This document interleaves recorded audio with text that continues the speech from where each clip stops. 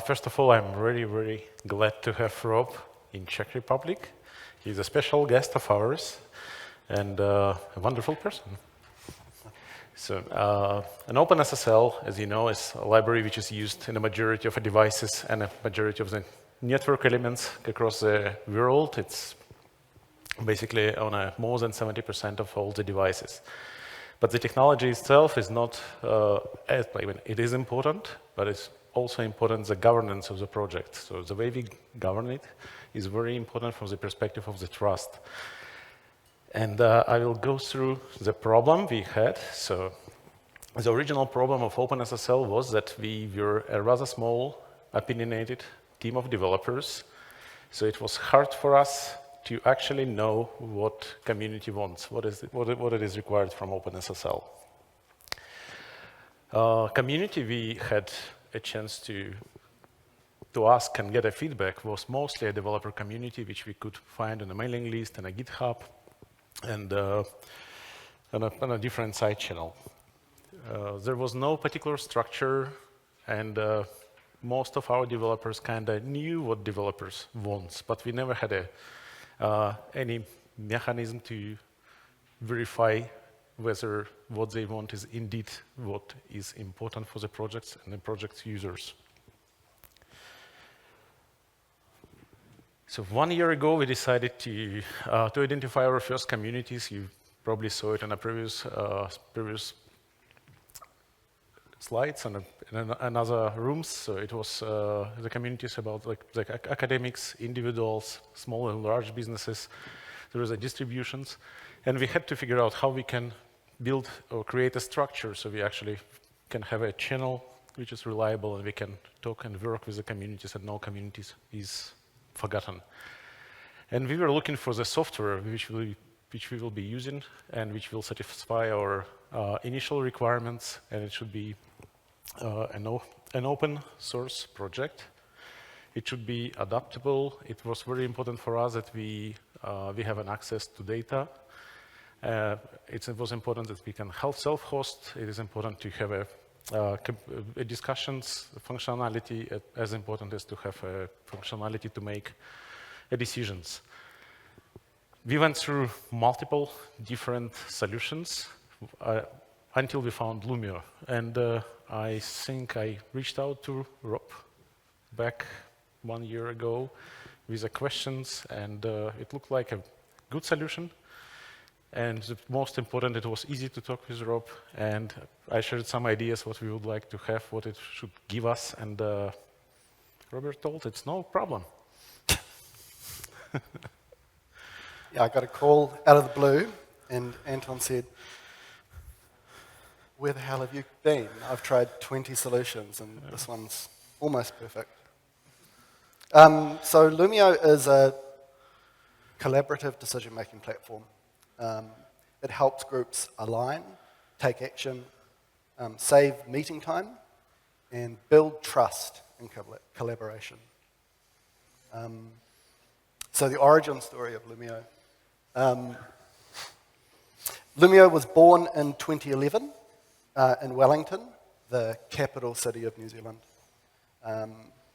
There was many people who came together to realize Loomio, but this is my entry point to it. So in 2007, the New Zealand police conducted what came to be known as the Urewera raids. This was the first use of New Zealand's anti-terrorism laws, which they imported from the United States following 9/11. So during these raids, armed police pulled families out of bed at 5 o'clock in the morning, children, everybody in their pajamas and underwear, threw them into the streets at gunpoint. And one piece of evidence that they used to justify these raids was a phone conversation where someone said to another person, "I want to catapult a bus at George Bush's head." And they used this as a credible piece of evidence to conduct these raids against mostly Indigenous families in New Zealand.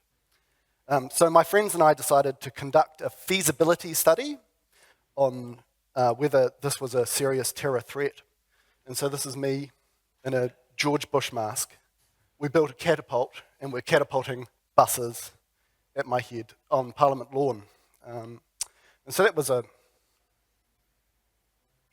activism, awareness raising, and also a fundraising campaign to support the families affected by these raids. So that was the meeting point where I met the people who I co-founded Loomio with. Following that, there was Occupy Wall Street, and that was a transformative experience for those participating in it, where they experienced collaborative decision-making in person on a large scale. They would do the thumbs up, thumbs down, and collectively build a voice in a large process. And I was also part of a technology collective called Inspiral. And we wanted to build startups that address the most important challenges of our time. And we wanted to be bossless. And so we realized we had the same needs. And from that, we started building Loomio. So this is us early on. The Loomio cooperative is a worker-owned cooperative, meaning everyone working on the business is on a pathway to ownership of the business, and a vote or a voting share is worth $1 always, and so there isn't an accumulation of value for that, which is quite radically different to your LLCs. It's founded on the belief of the value of well-facilitated collaborative decision-making, open source, and the cooperative values. And we made a decision early on to be a social enterprise, meaning we made a decision early on to be a business, but a business that maximizes social impact in order to fund the development of the open source project.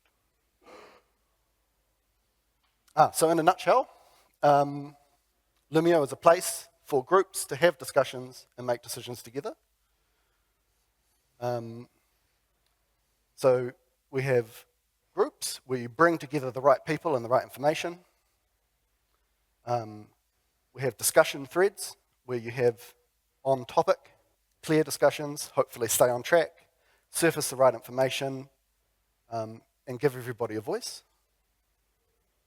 And then we move to a proposal stage. If you agree, find out fast, or hone in directly on the crux of the issue, talk about it, and maybe repeat your proposal process until you find a place where you can move forward. We've got many voting methods. You can approve, choose, score, give options your score from 1 to 5. You can allocate, meaning you can give people a budget of, say, $100 and say, how would you spend this across your options? Ranked choice, time polls. All of these voting methods have deadlines, which keep things moving forward. And I guess one of the characteristic things about Loomio is that you can always change your vote and see how other people have voted. And when you vote, you are asked to give a reason statement, which is a succinct summary of why you voted the way you did. And so at the end of the process, you'll end up with a sheet of short statements and votes, so you can easily see how the group feels about that. Which leads to the final stage, which we call the outcome statement, where you summarize the results, share the outcome, communicate it to the group, and take your steps in terms of action.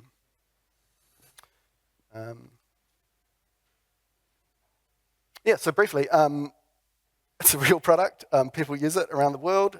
We've got about 500 customers, I think, but there is a wide variety of different users. So we have cooperatives, and I'm thinking of technology cooperatives, like a 200-person co-op in Spain. Collectives would be art collectives, people who run in galleries or single-issue kind of activism issues. Self-managing companies. We've got a great customer in Canada. Started off as 300, now 900 staff. And they have disestablished middle management and given their employees a handbook and a flowchart and Loomio, and they do things like salary discussions, hiring and firing, strategy, etc. on Loomio. We also have a good collection of eco-villages and co-housing communities. With the housing crisis that's affecting certainly some parts of the world, people are finding new ways to live economically, I guess. And so there's more housing communities popping up, and to govern those communities together, they're using Loomio. Eco-villages are using it to manage their solar infrastructure, water infrastructure.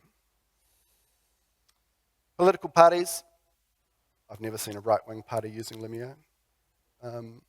Worker unions, and governance teams and boards of directors will use it to do simple stuff like sign off the minutes and sign off the financial reports before you get to the meeting to make your in-person time more effective. Yeah, I think I've said it all there. So, back to you. Thank you. Okay, and in practice for us, so we run the platform for 1 year. We have a good experience working together with Loomio. At the start, we obviously had not enough, like we didn't have features we would like to see, and Robert was great in a way that the features were implemented like really promptly. We nowadays run our elections on a platform. The platform enabled us to do the technical and the policy outcomes and actually have a discussion. And what is more important for us, it's like it's open. You can get to the platform, look why a certain decision was made, who was participated, and it also enables you to participate in OpenSSL future. And one of the recent examples is a decision about switching from ANSI to C99. It actually doesn't matter what the particular example is, but we had multiple examples where we had a small group of people, as I mentioned in the start, who was absolutely sure about certain project's future, such as changing the style, changing the C standard. We were having a feeling that they know what community wants exactly. But since we started doing it in open and collecting the input from the communities, we hit it several times when community wanted exactly the opposite outcome from a decision which we were nearly sure we knew what community wants.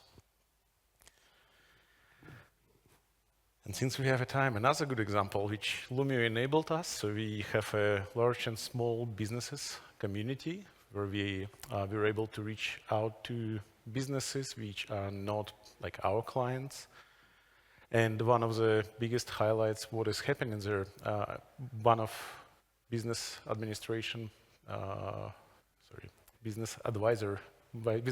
members who is responsible, representative for the business, like large businesses, he holds some meetings for like once a month with large businesses, and we have, in one call, we have engineers from Amazon, from Intel, from Juniper, from Microsoft. It's just, I don't know, I never saw in my life before any other place where all these people from different companies who are working on similar things and have some needs from OpenSSL talking together. And if not Loomio, I don't know where I would find these people and how to organize it.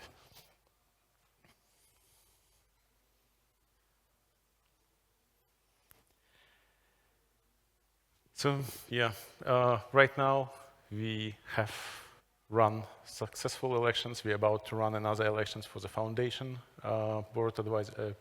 business advisory committee. And what is more important, we would like to see more engagement, more people, and we ourselves learning how to engage with people. I think, made all kind of the mistakes. We're also learning what we're missing from a platform. So we'll come to you another feature requests. And yeah, so we changing our strategies. We would like to communicate a little bit differently, and also we would like to see more engagement, especially in academics and distributions area where we, I think, a little bit like falling behind comparing to other communities. And if there are a community which you think we do not have, and I had a nice chat today in the morning with a person who actually identified like one community and told us, hey, you have all these communities, but there is another one, and how to create it. So we can expect more. And if you are not a part of the community's website and our communities, I think that pretty much everyone who is at OpenSSL conference have an interest in security, and you're in one way or another way, either our developer or user, or in general have an idea what OpenSSL would be like, you would like it to be. And yeah, and we are welcome you to join us. OpenSSLcommunities.org, Loomio.com. Thank you very much. Sorry for getting attention back from Loomio, but my question for Anton is, what tools had you used before switching to Loomio? And my question for Robert is, how do you deal with fraudulent activity? Okay, so my answer is very simple. Like a year and a half ago, we were just thinking what we will be using the platform for. We didn't use any platform. It was happened that I found a perfect platform among the rest of them. But I explored many. I checked what the IETF uses, what the other similar community uses, and what problems they solve, and I think Loomio at this point was the best. And since then, I think the other places I was going and looking for a platform, they should be really using Loomio. So the question was, how do we deal with fraudulent activity? There's kind of two parts to that. The general statement I would have is that Loomio is using the presupposition that you're in a high trust group, and you don't have people deliberately trying to be a bad actor. There's however, we are working with a union right now, and they're very big, and a lot of their process is based on anonymous voting, and we've been working with them to conceal how people voted, but be able to audit exactly who voted clearly. So yeah, I think the answer would be those two things, plus we tend to work with customers as they come along to meet their needs.